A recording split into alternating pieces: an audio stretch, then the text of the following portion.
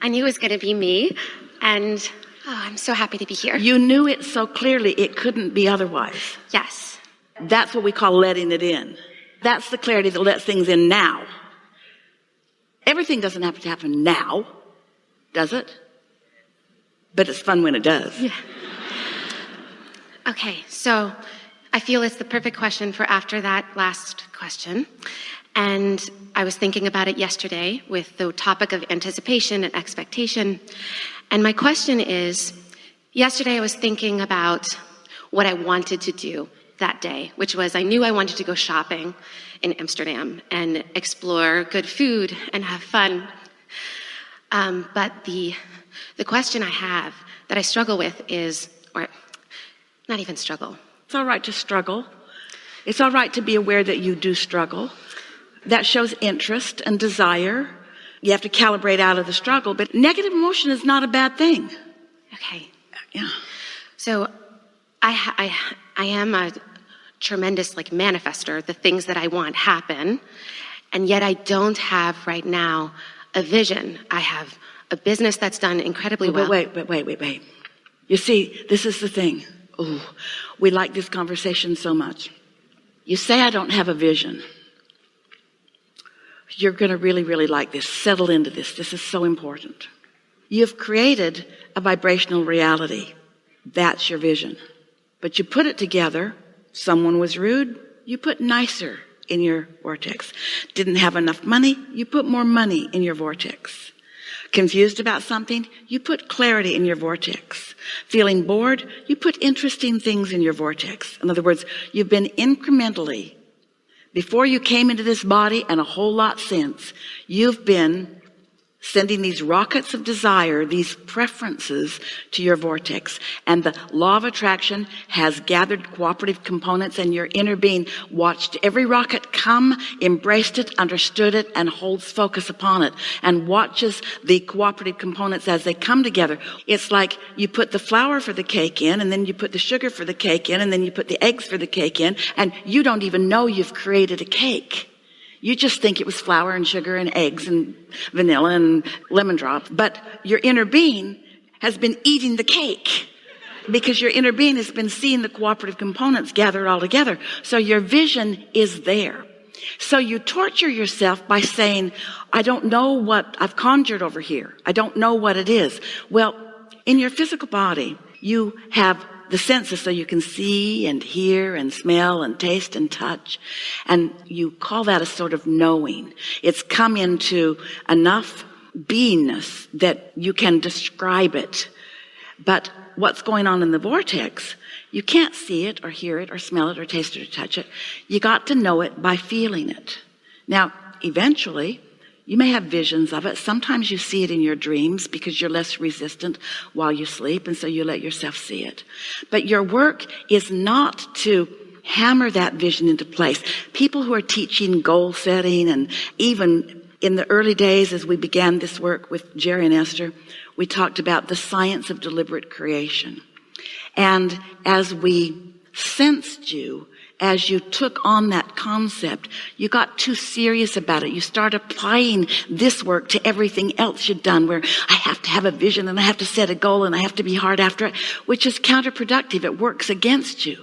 So what we're wanting to convey to you here is that your vision is there. And as you find this to like and this to like and this to appreciate, you allow yourself to be the cooperative component that brings you closer and closer until what's in your vortex begins to take form. Esther has managed to attract the most perfect house for herself that she didn't even know was in her vortex.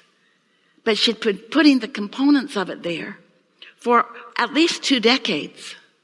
And then one day, she got an impulse and followed it. And it led boom, boom, boom, boom, boom, boom, boom, boom, boom, boom, boom, and exploded into her experience. She's walking through the house with these people who live there, and she's saying to them, how can you bear to leave? And then she's saying, I can't even believe my good fortune that you have gathered all of this up for me, and that I get to now be the person that gets to live here and enjoy this and share this with my friends. I can't even believe this. I can't even believe this. It was almost like she was trying to talk them out of going, because how could you create all of this and leave? But that's the way it works. Your vortex is coming to fruition in those ways. And you don't have to stand with your clipboard and make your list every single day of all of the things that you want, because that part is done. You ask, it is given, you let it in. Okay.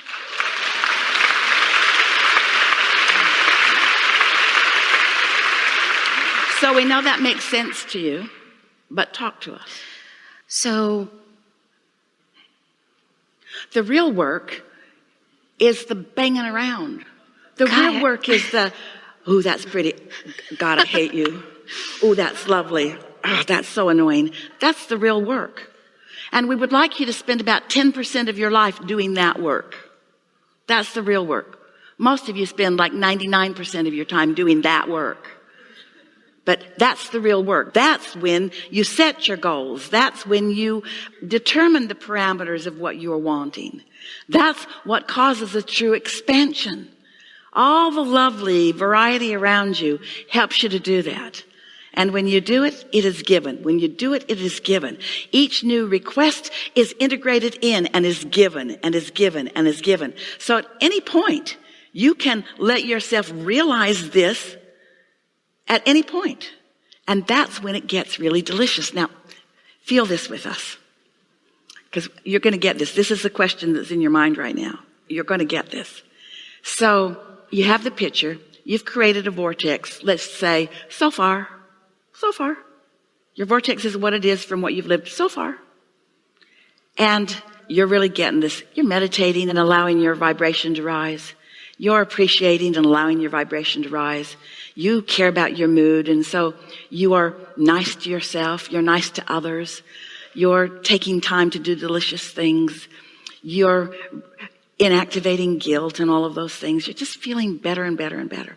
And so, because you become a cooperative component, and what's in your vortex comes into your experience. You say to us, Abraham, I get it, but I have a question. How do I get my money out of the vortex and into my bank account? Some of it comes into your experience. And then more experiences causes you to put more in. In other words, don't worry about letting the contents of your vortex into your life too soon. And don't worry about it not being mature enough. It's ready for you to live at all times. What's in your vortex is ready for you to live at all times. It's going to get better and better and better, but not until your capacity to want more and expect more gets more and more and more. That's why you cannot compare yourselves to one another. That's why you cannot say, oh, those people that live in those undeveloped countries, they don't even know how to want. And here we are superior with our wanting. There isn't any of that, because satisfaction comes to everyone equally in this way. What your life has caused you to want and you moving in the direction of it will give you satisfaction, which is what everyone wants, whether it's $1 million you want or $1 billion that you want, or just to live in harmony with your lover that you want. Don't measure your desire against anyone else. Just decide that you're going to let yourself have more of the ready and available satisfaction of what you've asked for so far, because it's never going to be done. Have you ever been around someone who's ever said to you, have you ever seen someone else chastising someone up close to them, and they say to usually a youngster, you just never get enough. You're just never satisfied. And we want to stand next to that one and say on their behalf, you figured me out. It's not ever going to be enough, because there's no ending to it. And because I'm here to create out of thin air everything. Do you see resources being trucked in from other planets? Is there a pipeline that's trucking it in? It isn't. You all are focusing it into being, and then it becomes. And that is the satisfaction of life experience, you see. So when you say, I can't really identify what I want, we say, you've been identifying it clearly, and you'll know it when you see it. You'll know it when you see it. That's the line that Jerry said. Esther heard it so often. You say, here you are in this beautiful city and you want to do some shopping. That's what was up with Jerry and Esther. It's just ravenous about that. And so they would walk in someplace and someone would say, can I help you? And Jerry would say, we're looking for something to want. But what he really meant was, we'll know it when we see it. We already have desired it, and it already has been gathered. And our impulse to come in here means there's probably something in here that we're looking for, and we will know it when we see it. And isn't that the fun? Don't you want to see your goal setting as shopping? Yeah. That's really all it is. It's just shopping. Because it's already in the marketplace. It's already been arranged for you. It's already been put in a place where you can see it, in an obvious place where you can see it. And when you are happy, you're just going to wander in and see it. And sometimes you'll say, oh, I didn't know how much I wanted you. That's what Esther said to these people. I didn't even know I wanted this house. I didn't even know that this combination of things could be. I didn't even know it. I didn't even know it until I saw it. And now I know why I was ravenous to look in my computer that day. Now I know. In retrospect, it's always fun to think about the trail that led you there. We want you to think about it in advance, about the trail that's leading you there. We want you to be more willing to get on that path. And what's the path? What's the path? You know it. You hear say it all the time. What's the path? The path of least resistance, or the path of most allowance, is the same path. Doesn't matter how you say it. The path of least resistance. You're not looking to know everything that you want. You just want the path of least resistance. And you know how you find it? You're happy. You're in a good mood. So when you get up and you're in a bad mood, tell everyone, I'm off, but I will not find my path of least resistance today. It's not possible. The mood I'm in, I'm not going to find it. My lover is going to roam around, but I won't rendezvous. And good ideas about how to make money, they'll fly all around me like flies, but I won't pick up on any of them because I'm nowhere near the path of least resistance because I'm ornery today. And I've got good reason to be. Yesterday at work, this person did this, and yesterday this happened, and this happened, and this happened, and I turn on the television, and this is happening, and this is happening. And did you hear about this, and this, and this, and this? I'm so justified in my bad mood. But my path of least resistance is not going to be obvious to me. I'm going to miss every clue for everything I want, and I'm not going to have any fun watching the unfolding of my life because it's unfolding. I'm just not in on it yet. Helpful? So great. Thank you. Yeah. Really good.